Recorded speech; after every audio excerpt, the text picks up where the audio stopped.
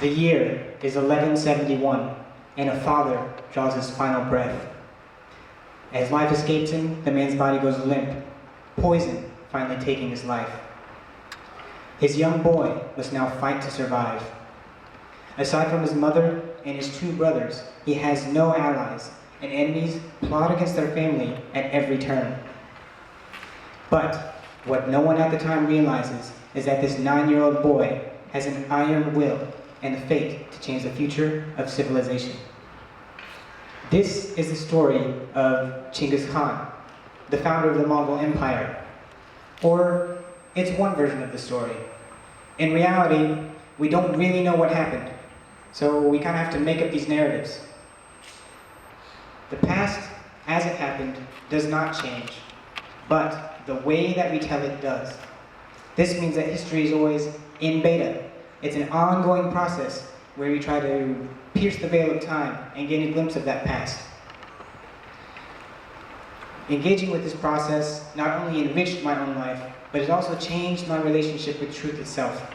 And that's something I would like to share with everyone today. One good way to conceptualize the complexity of the past is to simply think of yourself yesterday. Think about all the things you did, all the physical sensations you felt, the emotions you experienced, and all the thoughts that ran through your mind. Can you remember everything? I definitely can't. There's days when I forget what I had for breakfast, let alone an entire day.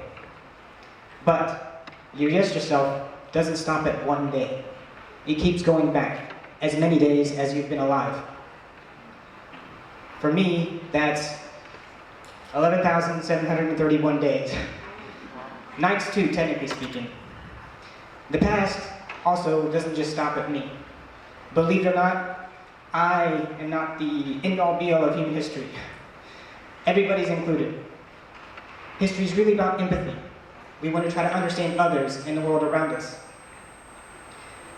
Let's look at this lake. Let's say that it represents all of humanity's collective lived experience. Any one individual's life and everything that they know is like a drop in the proverbial ocean. Now, let's say that the lake dries up, and all that remains is some soggy soil at the bottom of the basin. Some experts go out, and they manage to extract a few molecules of H2O from the mud.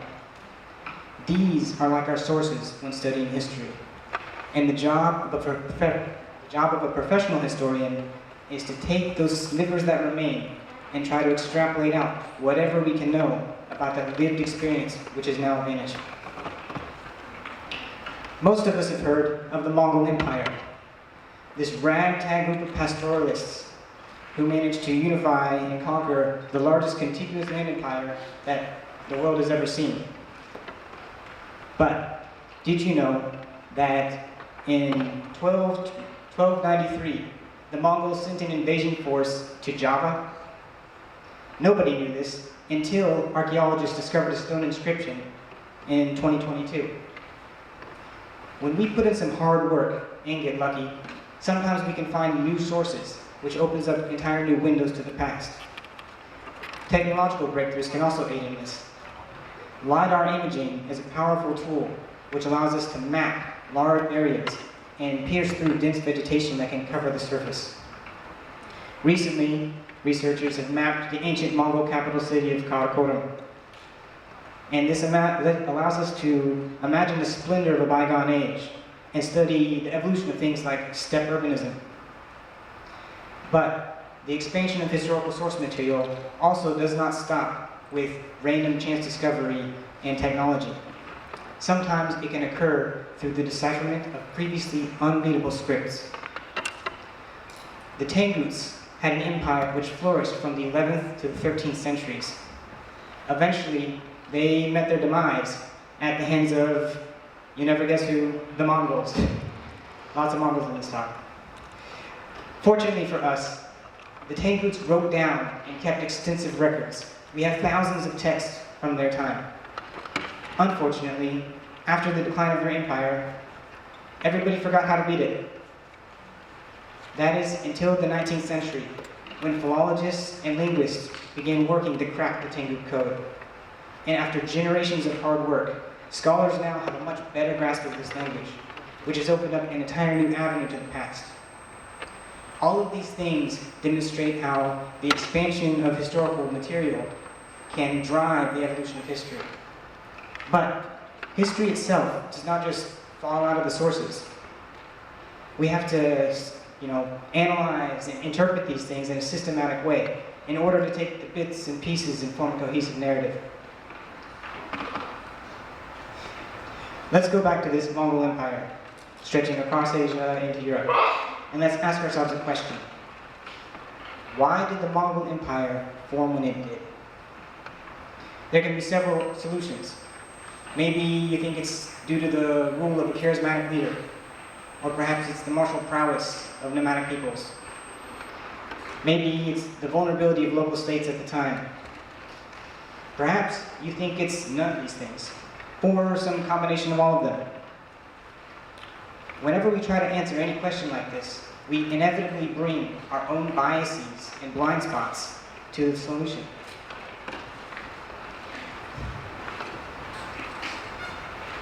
How do we navigate this problem? If I know that, let's say I know very little about economics, and then I'm thinking about ancient empires, and I never consider something like the scale of production. Should we just accept that all of the historical writing is just going to be biased and full of these prejudiced sentiments? The way that professional historians navigate the complexities of their own biases is to use established frameworks when talking about sources. These are frequently referred to as lenses. The way that lenses work is I will actively choose a methodological approach to view sources rather than rely on my own innate bias. The advantage of this is that other researchers can know where I'm coming from. And perhaps more importantly, different lenses are good for answering different types of questions. One clear example of this is the rise of environmental history. Previously, most historians did not consider how humans of the past impacted and were in turn shaped by their environment. But nowadays, it's abundantly clear that our human society and civilization shapes the entire globe, and our society is in turn shaped by it. In light of that fact, historians went back to the drawing board and they developed new methodologies. For example, researchers went out and they collected data and they came up with new solutions to old questions. When it comes to the Mongols, some of them argued that climate played a significant role in the formation and expansion of this empire. The early days of Genghis Khan's life were characterized by extreme drought, which would have led to intense competition among these groups. And that after the formation of a Mongol corps, there was then an extremely mild climate, which would have facilitated the growth and expansion of extensive herds and would have fueled their conquest abroad. Not all lenses, though, are as straightforward as environmental history. Some of them are much more open-ended and nebulous. One of my favorite books is The Social Life of Inkstone by Dorothy Coe. In this work, Dorothy Coe pioneers a unique method of studying the past. She traces the history of an object, in this case inkstones, which can provide a broad cross-section of the period under study. After reading the work, I was also inspired to give this a try. Rather than go with inkstones, I landed on a very different object, which is the rattan shield, or rattan pipe. My main goal was to recreate this for myself, and in order to do so, a lot of research was involved. I referenced period images and surviving antiques. I even read military regulations about the production of these objects. And I even went into really obscure topics like the pigments used for making paint in the mid-Qing dynasty. After all that work of research, then the actual hard work began, which was weaving. I spent months and months making this, and sometimes my wife was not happy. But after all that work, I eventually got a great sense of achievement for finally finishing and making the shield. And yes, the rumors are true, I'm a big nerd. Aside from, completing this project, I also gained a much deeper and more nuanced understanding of history itself. I can now, talk about supply chains of military production in the Qing Dynasty, or the decoration involved in imperial regalia. This is how we can engage with history and sources in a more scholarly way. But this is not how we encounter history in our daily lives. Most of the time, people just kind of say random stuff about history. And, sources, let alone lenses, are never mentioned. The problem with this is that it can lead to misconceptions. And everyone does this, right? Most of us, we all know that watching a movie doesn't count as research, but our conception of the past is inevitably shaped by popular imagination. One clear example of this would be the Roman Empire. So whenever we envision Rome, a lot of us think of these marble statues. In reality, a lot of these would be painted. And just being honest, at least from my modern eyes, the job doesn't always look good. Sometimes the paint job is a little garish. But you might think this is fairly benign, and in some sense it is, right? Why does it matter that we have these little inaccuracies? The problem is not with the paint job on Roman statues, but the separation from truth that occurs. It belies a much more nefarious trend. Frequently, we will hear political speakers and pundits make these broad, sweeping statements about history. But what they're really doing is not about the past at all. Rather, they're trying to invoke history in order to evoke a response from others.